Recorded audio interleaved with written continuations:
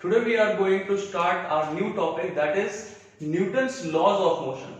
बच्चों, जनरली लोगों के दिमाग में रहता है कि मैकेनिक्स हमारा बहुत बड़ा यूनिट है और मैकेनिक्स थोड़ा ट्रबल करता है, दिक्कत देता है हमें, बट ऐसा कुछ भी नहीं है। लास्ट चैप्टर जो हमने पढ़ा था rest and motion, that was about mechanics only. Mechanics वहां से स्टार्ट हुआ है और उसके बाद हम न्यूटन्स लॉज ऑफ मोशन पढ़े, लॉ ऑफ ग्रेविटेशन पढ़े, यहां से लेके हमारा friction, rotational mechanics, wave motion तक हर जगह ये सारा कुछ हमारा मैकेनिक्स का ही पार्ट है। तो मैकेनिक्स हम एक एक चैप्टर करके बिल्कुल अच्छे से समझते जाएंगे। जैसे लास्ट चैप्टर हमने समझा kinematics, that is rest and motion. तो last chapter was about kinematics. देखो मैकेनिक्स का दो पार्ट होता है, I write it here. Mechanics जो है हमारा, ये जो जितने भी चैप्टर्स हैं, तो इन सारे चैप्टर्स में मैकेनिक्स में हमें दो चीजों के बारे में सीखना है। पहला पार्ट है मैकेनिक्स का काइनेमेटिक्स और दूसरा पार्ट है डायनेमिक्स। तो बच्चों लास्ट चैप्टर जो हमने पढ़ा था रेस्ट एंड मोशन के बारे में या किसी भी बॉडी के एक्सेलरेशन के बारे में, तो ये सब हम किसके रिस्पेक्ट में डिस्कस कर रहे थे? With respect to a frame of reference. कोई भी बॉडी रेस्ट पे है या मोशन पे है या कितने वेलोसिटी से मूव कर रहा है या कितने एक्सेलरेशन से मूव कर रहा है, for all these things we need a frame of reference. तो ये सब कुछ हमारा काइनेमेटिक्स का पार्ट था। मतलब इफेक्ट्स जो भी होता है, बॉडी रेस्ट पे है या मोशन में है या यूनिफॉर्म वेलोसिटी से चल रहा है या एक्सेलरेट कर रहा है, ये सब हमारा इफेक्ट्स था। तो वो पार्ट हमने पढ़ लिया, दैट इज अबाउट काइनेमेटिक्स। अब हम ये सीखेंगे कि आखिर ये सब कुछ जो हो रहा था, बॉडी अगर रेस्ट पे था तो क्यों था, मोशन में था तो क्यों था, अगर यूनिफॉर्म वेलोसिटी से चल रहा था तो क्यों चल रहा था, अगर एक्सेलरेट हो रहा था तो क्यों हो रहा था। इन सब का रीजन हमें यहां से पता चलेगा न्यूटन्स लॉज ऑफ मोशन से। मतलब अब हम पढ़ने वाले हैं डायनेमिक्स के बारे में। The second part of this mechanics is dynamics. तो अब हम स्टार्ट करते हैं अपने टॉपिक से, that is about dynamics. Last chapter जो हमने पढ़ा था दैट वाज काइनेमेटिक्स। अब हम पढ़ेंगे डायनेमिक्स के बारे में कि आखिर फोर्स कैसे लग रहा है, कौन सा फोर्स लग रहा है, रिजल्टेंट फोर्स क्या है जिसकी वजह से बॉडी मूव कर रहा है या बॉडी एक्सेलरेट कर रहा है, ये सब। तो उसके पहले हम जरा एक बार फोर्स के बारे में जान लेते हैं। बच्चों फोर्स वैसे बहुत टाइप्स का हो सकता है।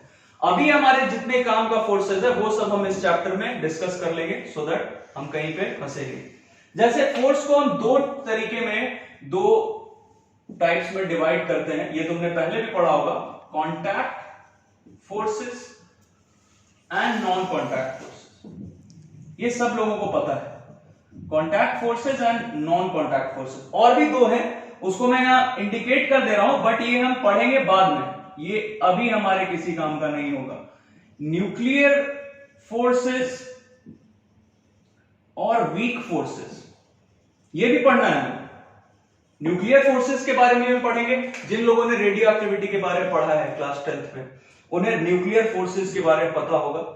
या वीक फोर्सेस के बारे में हम पढ़ेंगे। अभी हम उन्हीं फोर्सेस के बारे में डिस्कस करेंगे जो जो हमारे काम है। जैसे कॉन्टैक्ट फोर्सेस, पहले नॉन कॉन्टैक्ट फोर्सेस के बारे में तुमने पढ़ा हुआ है, जैसे gravitational force. Non contact as the term sounds, मतलब ये जो फोर्स है दो बॉडीज के बीच, इसके लिए, इसके एक्ट करने के लिए कोई भी कांटेक्ट का जरूरत नहीं। जैसे ग्रेविटेशनल फोर्स, ये मार्कर और ये बोर्ड, इन दोनों के बीच में कोई कांटेक्ट नहीं है, फिर भी gravitational force of attraction in दोनों के बीच में एक्ट कर रहा है, देयर इज नो कांटेक्ट। जैसे मैग्नेटिक फोर्स, दो मैग्नेट्स या एक मैग्नेट और दूसरा कोई भी मैग्नेटिक मटेरियल जैसे आयरन, तो इन दोनों के बीच में मैग्नेटिक फोर्स एक्ट करेगा, उसके लिए कांटेक्ट होने का जरूरत नहीं।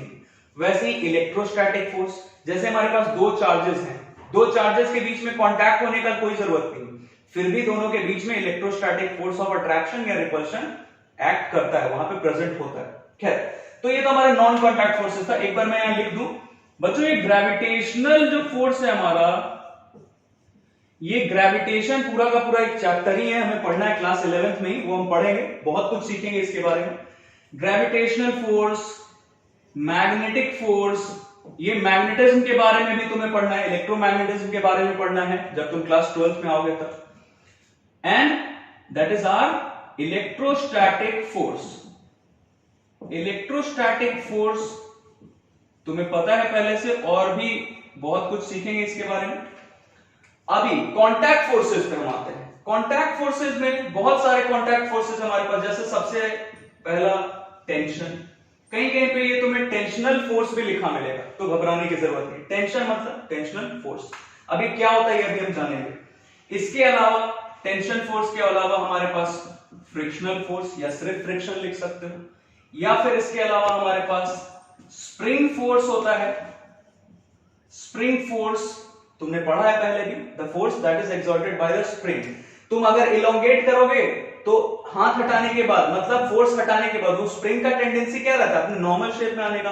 तो ये जो फोर्स स्प्रिंग लगा रहा है अपने नॉर्मल शेप में आने के लिए, that is known as spring force. खैर ये सब कुछ पढ़ेंगे हम एक एक करके। उसके बाद हमारा नॉर्मल कॉन्टैक्ट फोर्स।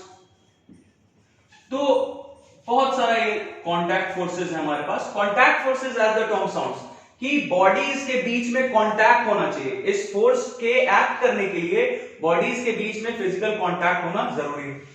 तो ये सारा हमारा फोर्सेस है। न्यूक्लियर फोर्सेस, मैं अभी हिंट दे रहा हूं तुम्हें। जैसे मान लो हमारे न्यूक्लियस के अंदर प्रोटॉन भी है, न्यूट्रॉन भी है। न्यूट्रॉन तो न्यूट्रली चार्ज है, उस पर कोई चार्ज ही नहीं है, बट प्रोटॉन्स पे तो चार्ज है। तो दो प्रोटॉन्स के बीच में कैसा होगा, फोर्स ऑफ रिपल्शन होगा। तो वो दोनों का टेंडेंसी क्या होगा, दूर जाने का। तो हमारा न्यूक्लियस कोलैप्स कर सकता था, बट वो न्यूक्लियस के अंदर ही रहते सारे प्रोटॉन्स। वो किस वजह से, due to this nuclear force. खैर तो अभी हम आते हैं हमारे लिए जो जो जरूरी है फोर्सेस, उसके बारे में जान लेते हैं। टेंशन फोर्स एंड ये फ्रिक्शन भी हम पढ़ेंगे आगे के चैप्टर में, स्प्रिंग फोर्स भी पढ़ेंगे। अभी हमारे काम का ये दो फोर्सेस है, टेंशन फोर्स और नॉर्मल कॉन्टैक्ट फोर्स। इन दोनों के बारे में जरा जान लेते हैं, फिर हम अपने टॉपिक पे आएंगे, that is the first law of motion, Newton's first law of motion. देखो, टेंशन कभी भी किसी भी स्ट्रिंग में या किसी भी चेन में, किसी भी रॉड में कब आता है, व्हेन इट इज टाइटेंड। मान लो हमारे पास एक स्ट्रिंग है, अगर उस स्ट्रिंग को मैंने, मान लो ये हमारा रूफ सीलिंग है, इस यहां से एक स्ट्रिंग लिया हमने और इस स्ट्रिंग के दूसरे एंड से हमने एक ब्लॉक को सस्पेंड कर दिया, लटका दिया यहां से एक ब्लॉक को। मान लो इस ब्लॉक का वेट कुछ भी है, मान लो 10 न्यूटन इसका वेट है। तो ऑब्वियसली ये जो ब्लॉक है हमारा, ये इस स्ट्रिंग को डाउनवर्ड डायरेक्शन में खींचेगा, फोर्स लगाएगा। ये ब्लॉक, हमारा ब्लॉक का वेट 10 न्यूटन है, तो ऑब्वियसली वेट किधर एक्ट करेगा, डाउनवर्ड डायरेक्शन में। मतलब ये जो हमारा ब्लॉक है, ये इस स्ट्रिंग पे फोर्स लगा रहा है डाउनवर्ड डायरेक्शन में। तो Newton's third law of motion यहां पे वैलिड है। Newton's third law of motion, ये सब पढ़ेंगे हम इस चैप्टर में, बट पहले से तुम्हें थोड़ा बहुत नॉलेज है इसके बारे में। Every action has an equal and opposite reaction. ये जितने भी कॉन्टैक्ट फोर्सेस है सब में वैलिड होता है। तो ये हमारा जो फोर्स लगा रहा है ब्लॉक, किस पे लगा रहा है, स्ट्रिंग पे, रस्सी पे। ये ब्लॉक फोर्स लगा रहा है डाउनवर्ड डायरेक्शन में। तो एज अ रिएक्शन ये स्ट्रिंग भी फोर्स लगाएगा, किस पे, ब्लॉक पे। किस डायरेक्शन में, अपोजिट डायरेक्शन में, इक्वल एंड अपोजिट फोर्स। तो ये किधर लगाएगा, अपवर्ड डायरेक्शन में। तो ये बच्चों होता है हमारा टेंशन। और टेंशन जरूरी नहीं है, कहीं कहीं लोगों के दिमाग में बैठ जाता है कि टेंशन है मतलब अपवर्ड डायरेक्शन में। कोई जरूरी नहीं है। Tension upward, downward, left, right, किधर भी हो सकता है। ये डिपेंड करता है कि हम टेंशन कहां पे फाइंड करने वाले हैं। अब जैसे मैंने तुम्हें बोला कि इस जगह पे, एक बार मैं बता देता हूं तुम्हें, इस पॉइंट पे मुझे टेंशन चाहिए। तो इस पॉइंट पे हमारा टेंशन किधर होगा, ब्लॉक इस पे फोर्स लगा रहा है स्ट्रिंग पे डाउनवर्ड डायरेक्शन में। तो ये स्ट्रिंग इस ब्लॉक पे फोर्स किधर लगाए, अपवर्ड डायरेक्शन में। तो टेंशन यहां पे ये हुआ। मान लो इस एंड के बारे में हम बात करें, इस एंड पे, यहां मान लो यहां कहीं पे हम बात करें, तो ये जो हमारा वॉल है, जो रूफ है, इसका टेंडेंसी क्या है, इस स्ट्रिंग को खींच के रखना, होल्ड करके रखना। तो ये जो हमारा रूफ है, ये स्ट्रिंग पे किधर लगा रहा है फोर्स, अपवर्ड डायरेक्शन में, इसे होल्ड करके रखने के लिए, खींच के रखने के लिए। तो इन रिएक्शन ये स्ट्रिंग भी हमारा इस रूफ पे किधर फोर्स लगाएगा, डाउनवर्ड डायरेक्शन में। और जो ये स्ट्रिंग फोर्स लगाता है बच्चों, इसी को हम टेंशन बोलते हैं। जो स्ट्रिंग फोर्स लगा है, या जो रॉड है अगर टाइटेंड है, या चेन अगर टाइटेंड है, तो ये जो फोर्स लगाता है उसे हम टेंशन बोलते हैं। तो यहां पे ये स्ट्रिंग किधर लगाएगा, रूफ पे फोर्स डाउनवर्ड डायरेक्शन में। तो यहां पे हमारा टेंशन डाउनवर्ड डायरेक्शन में। तो it should be very clear to you कि टेंशन का जो डायरेक्शन है वो हमारे पॉइंट पे, पोजीशन पे डिपेंड करता है। यहां पे अपवर्ड डायरेक्शन में, यहां पे downward direction. That's it. Okay, अब हम आते हैं, ये हमने इसलिए समझ लिया क्योंकि इसी चैप्टर से हमारा टेंशन का काम शुरू हो जाएगा। जो भी हमारे न्यूमेरिकल्स हैं उसमें तुम्हें बार बार ये टेंशन ढूंढने को आएगा या टेंशन बताया जाएगा। तो इसलिए हमने टेंशन के बारे में सीख लिया। दूसरा है हमारा normal contact force.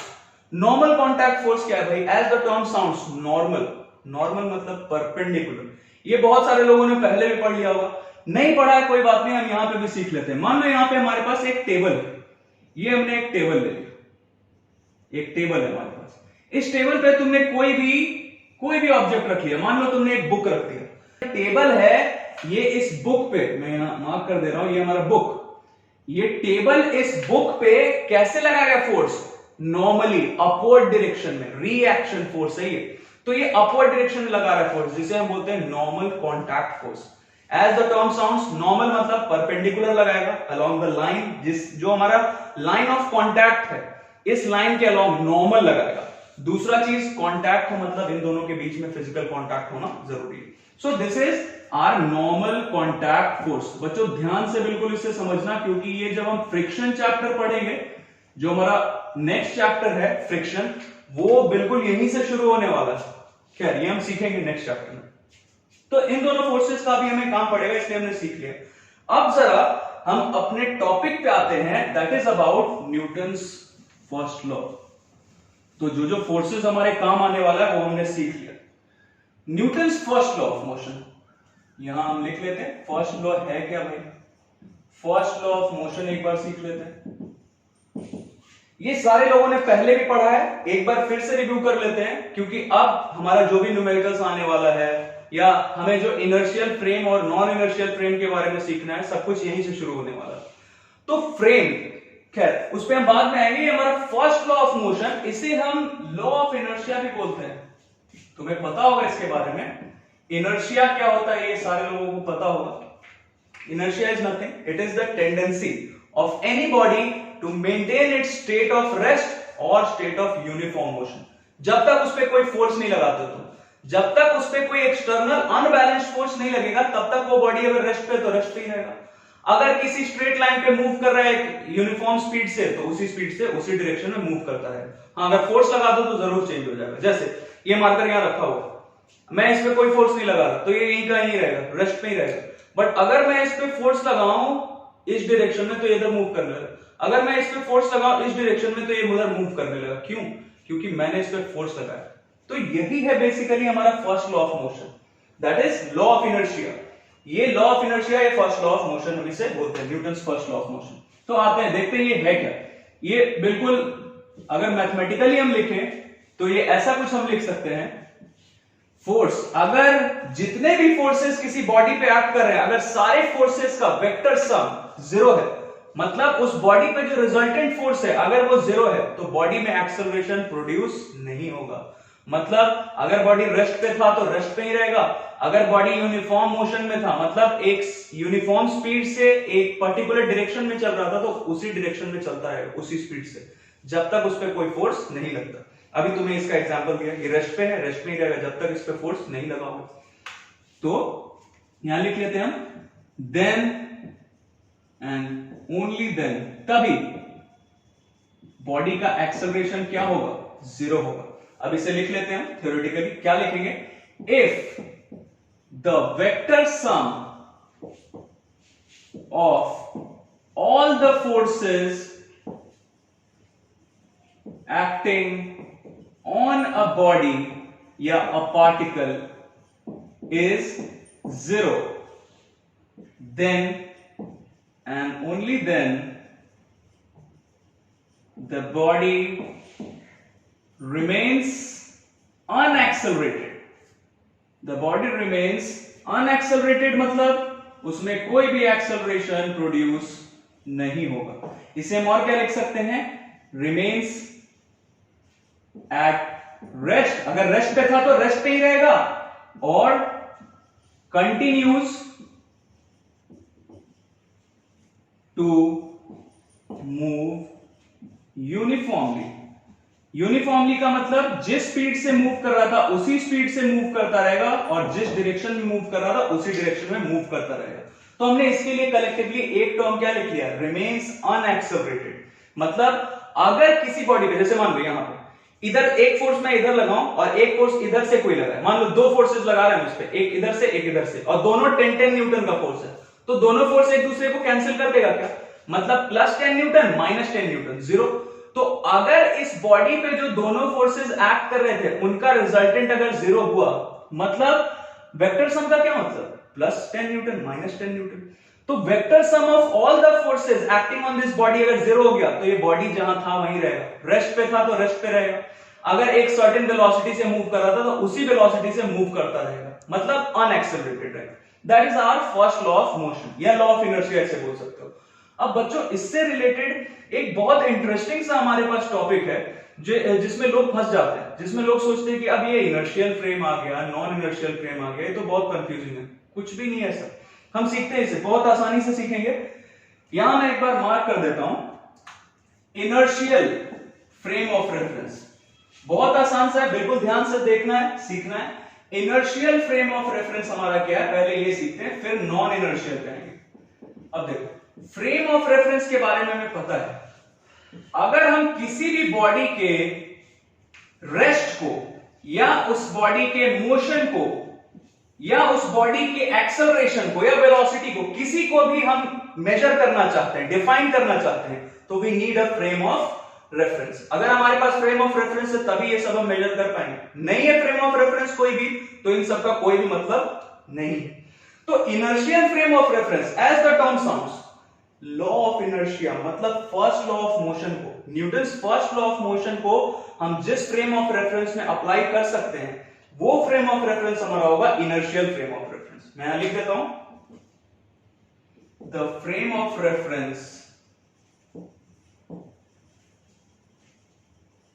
in which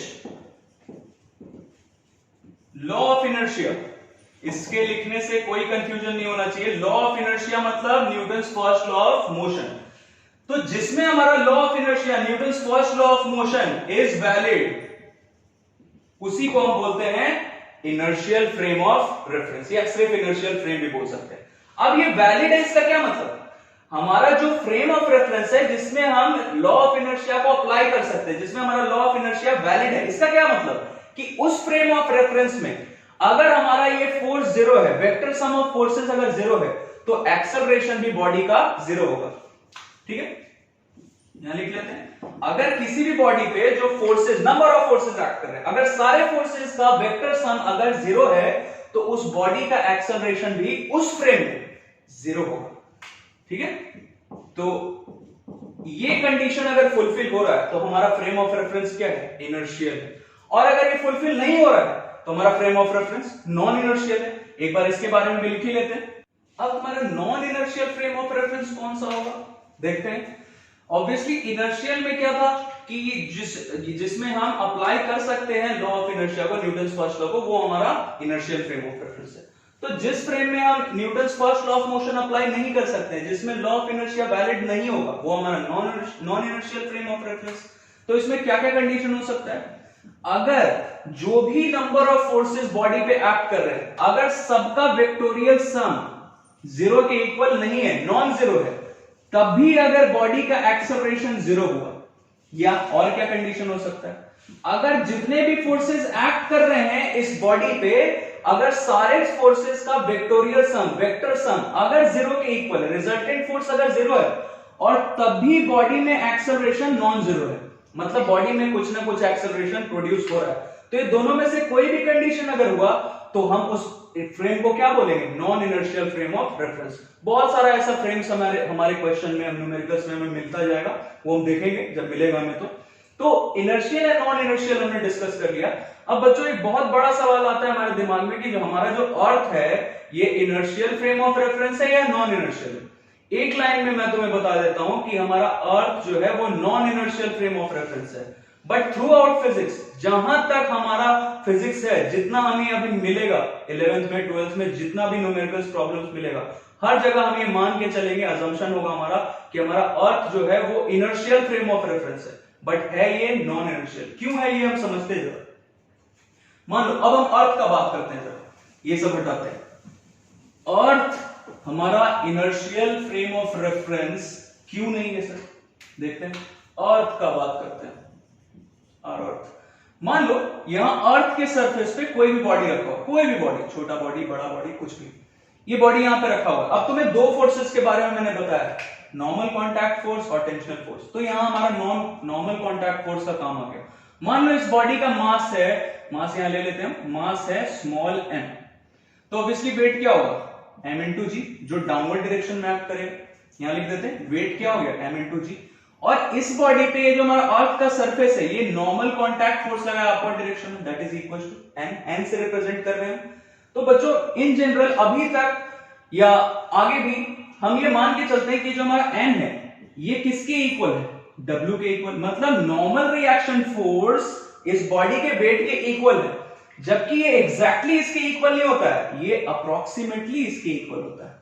एक अप्रोक्सीमेशन हम लेते हैं तो ये एक अप्रोक्सीमेटली हमारा वैल्यू एन का वैल्यू डब्ल्यू के वेट के इक्वल होता है। इसका क्या मतलब कि अगर हम डब्ल्यू को n में से सब्ट्रैक्ट करें या w में से n को सब्ट्रैक्ट करें तो इसका वैल्यू क्या होगा, लगभग जीरो, एग्जैक्टली जीरो नहीं होगा। इसका क्या मतलब कि जो रिजल्टेंट फोर्स इस बॉडी पे एक्ट कर रहा है, ये रिजल्टेंट फोर्स ये किसके इक्वल होगा, w माइनस n। तो w minus n exactly zero के इक्वल नहीं है, अप्रोक्सीमेशन हमने एक लिया, ये जीरो के इक्वल। इसका क्या मतलब कि जो रिजल्टेंट फोर्स इस बॉडी पे एक्ट कर रहा है that is almost equal to zero, ये एग्जैक्टली जीरो के इक्वल नहीं है। बट एक्सेलरेशन इस बॉडी में प्रोड्यूस होगा क्या, जरा सोचो, बॉडी यहां रखा हो, अपने रखा ये मूव कर जाएगा क्या, नहीं, ऑब्वियसली नहीं। तो एक्सेलरेशन क्या हो गया बॉडी का, जीरो। तो यहां से हमें क्या दिख रहा है कि सर F का जो वैल्यू है, जो फोर्स इस बॉडी पे एक्ट कर रहा है उसका वैल्यू लगभग जीरो है, एग्जैक्टली जीरो के इक्वल नहीं है। यहां मैं ब्रैकेट में लिख देता हूं ताकि ये तुम्हें क्लियरली समझ में आए। F का वैल्यू लगभग जीरो है, मतलब एग्जैक्टली जीरो नहीं है। तो force is not equal to zero but acceleration फिर भी जीरो है। तो ये हमारा जो अर्थ है ये हमारा कैसा फ्रेम ऑफ रेफरेंस हो गया, ये हमारा non inertial frame of reference हो गया अर्थ। बट ये हमारा अजम्पशन रहेगा थ्रू आउट फिजिक्स, जहां तक हम जितना भी हमारा प्रॉब्लम्स आएगा सब में हम ये मान के चलेंगे कि हमारा अर्थ क्या है, इनर्शियल फ्रेम ऑफ रेफरेंस है। अब तुम सोचोगे कि सर हम ये n और w का वैल्यू हर जगह मेजर करते चलेंगे क्या, तो फिर ये हमें कैसे पता चलेगा कि ये एग्जैक्टली इसके इक्वल नहीं है, अप्रोक्सीमेशन ले रहे हैं, कोई दिक्कत नहीं। सर ने बोला इसलिए अभी बात मान लो, अभी एग्जांपल जो हम लेने वाले हैं, अभी जो हम डिस्कस करेंगे थ्योरी, उससे बिल्कुल क्लियर तुम्हें हो जाएगा कि अर्थ हमारा non inertial frame of reference है, बट हम अजम्पशन लेते हैं कि ये हमारा इनर्शियल फ्रेम ऑफ रेफरेंस है ताकि हमारे लिए कन्वीनियंट रहे। देखते हैं, समझना। मान लो हमारे पास एक फ्रेम ऑफ रेफरेंस है, we have S inertial frame of reference, कोई भी फ्रेम ऑफ रेफरेंस हमने ले लिया जो कि इनर्शियल फ्रेम है, जिसका नाम हमने S ले लिया। एक दूसरा फ्रेम ऑफ रेफरेंस हम लेते हैं S dash and another frame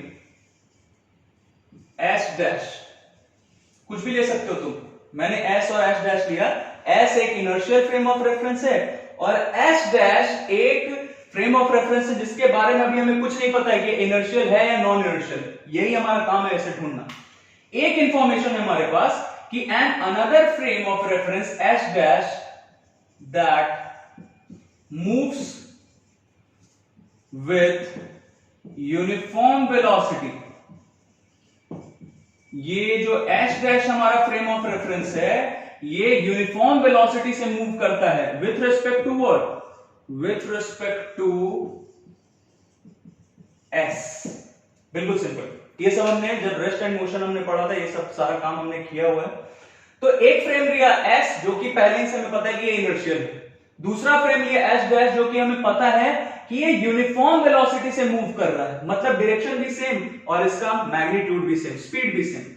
किसके रिस्पेक्ट में, इस S के रिस्पेक्ट में जो कि इनर्शियल है। अब जरा सोचो, मान लो हमारे पास कोई भी पार्टिकल P है, उस पार्टिकल P का एक्सेलरेशन हमें मेजर करना है दोनों फ्रेम्स में, ये फ्रेम S में भी मेजर करना है और फ्रेम ये पार्टिकल P ले लिया, पार्टिकल P, इसको हम ऑब्जर्व कर रहे हैं दोनों फ्रेम से, S और S डैश दोनों से, और दोनों फ्रेम से हम इस पार्टिकल P का एक्सेलरेशन फाइंड करना चाहते हैं। तो acceleration of this particle P with respect to S, ये फ्रेम, और acceleration of this particle P with respect to this frame S dash, ये सब हमने किया हुआ है। और तीसरा चीज, acceleration of this frame S dash with respect to the frame S। तो जरा देखो, तो ये acceleration of this frame S dash with respect to S क्या होगा, जीरो होगा, क्योंकि ये हमें पहले ही बता दिया गया कि ये सर ये तो S डैश यूनिफॉर्म वेलोसिटी से मूव कर रहा है विथ रिस्पेक्ट टू S, तो यूनिफॉर्म वेलोसिटी से मूव कर रहा है, मतलब वेलोसिटी चेंज नहीं हो रहा है। तो ये हमारा क्या हो गया, जीरो। और बच्चों लास्ट चैप्टर में रेस्ट एंड मोशन में हमने ये सीखा था कि acceleration of this particle p with respect to s किसके इक्वल होगा, क्या लिख सकते हैं हम, acceleration of particle p with respect to s dash plus acceleration of this frame s dash with respect to s, ऐसा लिख सकते हैं। और ये तो जीरो दिख रहा है, इसका क्या मतलब हुआ, acceleration of particle p with respect to x is equals to acceleration of particle p with respect to s dash, मतलब इस पार्टिकल p का एक्सेलरेशन दोनों फ्रेम्स से हम मेजर कर रहे हैं तो सेम ही होगा, s में भी उतना ही एक्सेलरेशन जितना s डैश में। अब जरा सोचो बच्चों, इनर्शियल फ्रेम ऑफ रेफरेंस का हमने अभी देखा, डिस्कशन किया, ये हमारा s जो है इनर्शियल फ्रेम ऑफ रेफरेंस है। यहां मैं लिख देता हूं फॉर s, फ्रेम s के लिए हम डिस्कस कर रहे हैं। तो फ्रेम s में जो इनर्शियल फ्रेम है उसमें हम लॉ ऑफ इनर्शिया अप्लाई कर सकते हैं। तो उसमें क्या होगा, ये acceleration of particle p with respect to this frame s, ये जीरो कब होगा, if vector sum of all forces acting on this particle p, किस फ्रेम में, फ्रेम s में, अगर ये जीरो हुआ तभी एक्सेलरेशन जीरो होगा। और यहां से तुम्हें दिख रहा है, इसका कुछ इक्वेशन का नाम ले लेते हैं, इक्वेशन 1। फ्रॉम इक्वेशन 1 हमें क्या दिख रहा है कि ये तो इसके इक्वल है सर, इसका मतलब कि अगर acceleration of particle p with respect to s frame अगर जीरो है तो s डैश फ्रेम में भी जीरो होगा एक्सेलरेशन। यहां लिखता हूं from 1 acceleration of particle p with respect to frame s dash भी जीरो होगा, अगर ये जीरो है तो ये भी जीरो होगा, कब, if and only if vector sum of all forces is zero. अब इससे हम क्या कंक्लूड कर रहे हैं कि ये जो हमारा फ्रेम s डैश है ये भी इनर्शियल हो गया, क्योंकि इसमें भी ये हमारा लॉ ऑफ इनर्शिया हम इसमें अप्लाई कर पा रहे हैं s डैश में। इसका क्या मतलब हुआ, क्या कंक्लूड कर रहे हैं कि अगर हमारा एक फ्रेम इनर्शियल है और उसके रिस्पेक्ट में दूसरा frame s dash uniform velocity से उसके रिस्पेक्ट में मूव कर रहा है, तो ये दूसरा फ्रेम s डैश भी हमारा इनर्शियल फ्रेम ऑफ रेफरेंस होगा। बिल्कुल सिंपल, वेरी इजी। अब ये इसे मैं यहां पे रहने देता हूं, यहां लिख लेते हैं हम जो हमने कंक्लूड किया है, यहां कहीं साइड में लिख देता हूं, if s dash moves with uniform velocity with respect to what, with respect to s जो कि हमारा इनर्शियल फ्रेम है, तो कोई भी फ्रेम ऑफ रेफरेंस अगर किसी इनर्शियल फ्रेम ऑफ रेफरेंस के रिस्पेक्ट में यूनिफॉर्म वेलोसिटी से मूव कर रहा है तो वो फ्रेम ऑफ रेफरेंस भी इनर्शियल फ्रेम ऑफ रेफरेंस होगा। तो यहां s इनर्शियल फ्रेम है और s के रिस्पेक्ट में s डैश यूनिफॉर्म वेलोसिटी से मूव कर रहा है, तो इसीलिए s डैश भी क्या हो गया, इनर्शियल फ्रेम ऑफ रेफरेंस, जिसमें हम न्यूटन्स फर्स्ट लॉ को अप्लाई कर सकते हैं। Very easy. अब बच्चों ये मान लो, अब हम उस क्वेश्चन पे आ रहे हैं कि सर अर्थ हमारा नॉन इनर्शियल फ्रेम कैसे है, जरा समझो। मान लो ये जो s मैंने यहां पे लिखा है ये है सन और s डैश जो लिखा है ये है अर्थ।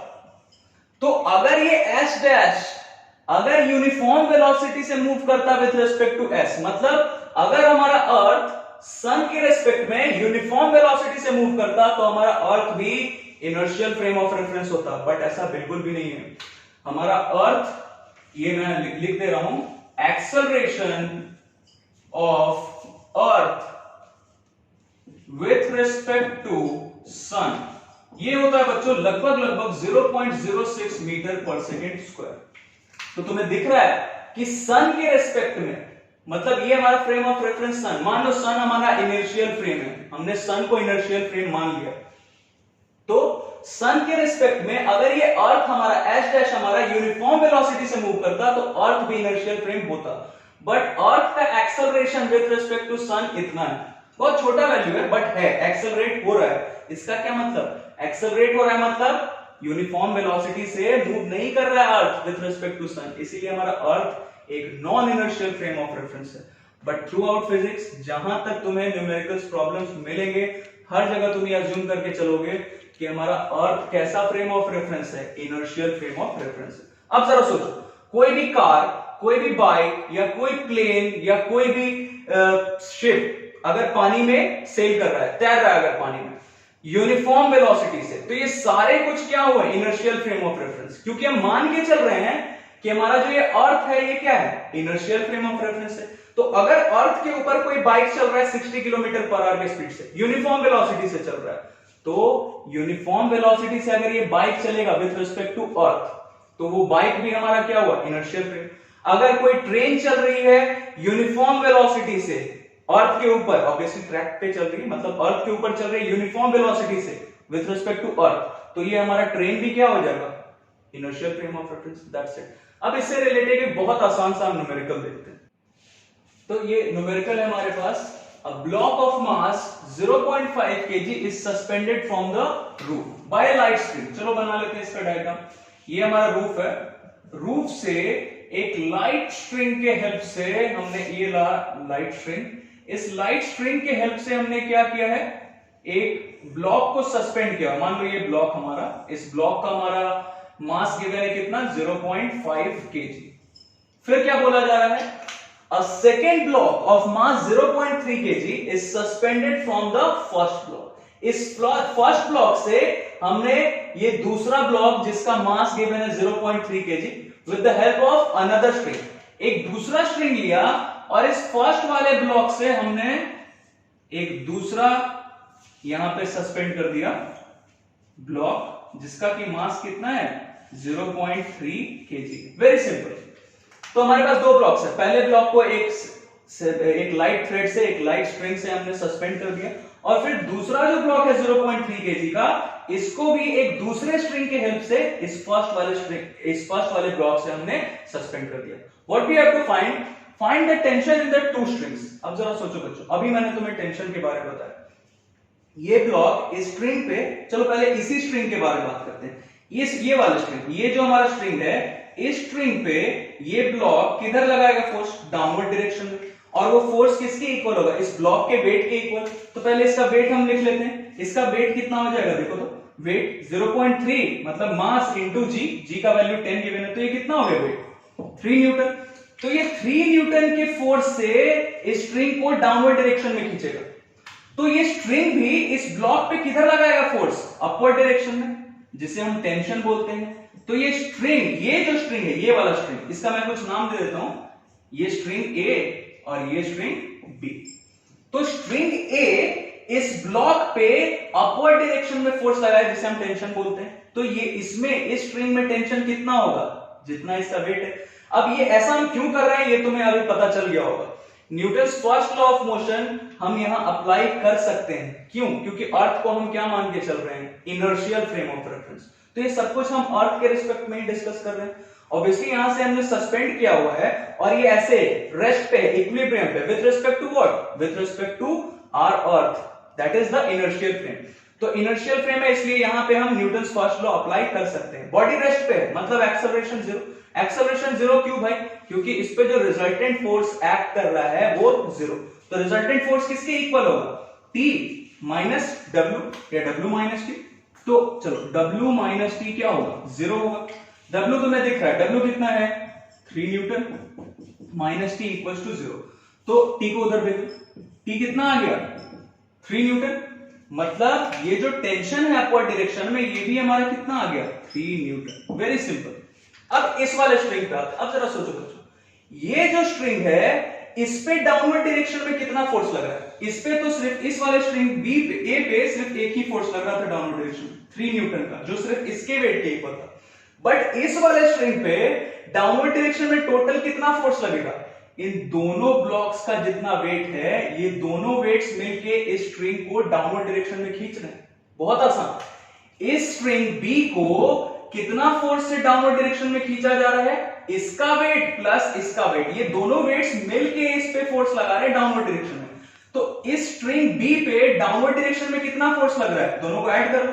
इसका वेट कितना है, चलो इसको मैं W1 बोल देता हूं, ये W1, और ये इसका वेट W2। तो W2 कितना है, 5 न्यूटन होगा, 0.5 इंटू 10, 5 न्यूटन। तो इसका वेट और इसका वेट मतलब 5 न्यूटन प्लस 3 न्यूटन, ये दोनों मिलके इस स्ट्रिंग बी पे डाउनवर्ड डायरेक्शन में फोर्स लगा रहे हैं। तो यहां भी टेंशन किसके इक्वल होगा, अपवर्ड डायरेक्शन में जो टेंशन है, मान लो इसको हमने T1 बोला, ये T1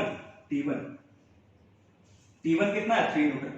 T2 कितना आएगा, डाउनवर्ड डायरेक्शन में टोटल फोर्स कितना, 5 प्लस 3, 8 न्यूटन, मतलब T2 कितना हो गया 8 न्यूटन। और इसके लिए भी हम यही काम करेंगे, W1 प्लस W2 कितना हुआ 8 न्यूटन, ये 8 न्यूटन, चलो लिख ही देता हूं मैं, 8 न्यूटन अपवर्ड डायरेक्शन में हमारा ये जो W1 plus W2 total weight W1 plus W2, ये किसको बैलेंस करना चाहिए, ये टेंशन जो अपवर्ड डायरेक्शन में T2 को, तभी तो ये हमारा रेस्ट पे होगा, इक्विलिब्रियम पे होगा, नहीं तो नीचे आ जाता। तो ये W1 प्लस W2 तुम्हें पता है कितना है 8 न्यूटन, तो ये T2 उधर चला गया, तो हमारा टेंशन 2 कितना आ गया 8 न्यूटन। That's very simple. तो इस पूरे लेक्चर में हमने ये सीखा कि हमारा लॉ ऑफ इनर्शिया क्या है, first law of motion, Newton's first law of motion. दूसरा चीज हमने बहुत इंपॉर्टेंट चीज ये सीखा कि इनर्शियल फ्रेम ऑफ रेफरेंस कब बोलते हैं और नॉन इनर्शियल कब बोलते हैं। वेरी सिंपल, जहां पे अप्लाई कर सकते हो लॉ ऑफ इनर्शिया को वो इनर्शियल फ्रेम, जहां अप्लाई नहीं कर सकते वो नॉन इनर्शियल। अब बच्चों नेक्स्ट लेक्चर में हम सीखेंगे कि Newton second law of motion क्या है।